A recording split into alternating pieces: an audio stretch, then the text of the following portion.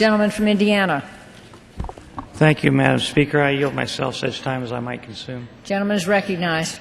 You know, first of all, I want to congratulate Representative Solis for introducing this bill. She and I have worked together on it, and I really appreciate her hard work. She's very concerned about the rights of women around the world, not just in Guatemala, so I really appreciate that. Let me just start off by saying that today we've heard a great deal about human rights violations, slavery, and other issues, and the problem is not confined just to one part of the world. In China today, as Representative Smith of New Jersey has pointed out many times, there are as many as 10 million people suffering in communist gulags. In other parts of the world, in the Sudan, we see the repression and the horrible atrocities that are taking place, and the mistreatment of not only women but children and men as well. It's just a horrible thing that we see these kinds of atrocities taking place around the world. And I really appreciate my colleagues on both sides of the aisle working so hard to focus attention on what's going on in these various areas to try to bring them to a halt. For humanity's sake, we can do no less.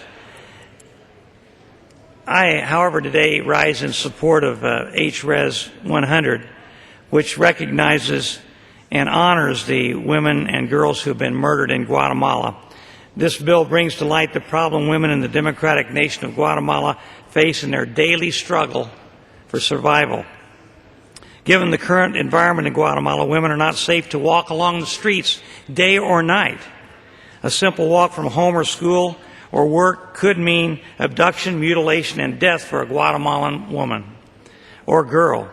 Given the lack of legislative protection and judicial investigation, women are often subjected to domestic abuse, often leading to death within the home as well.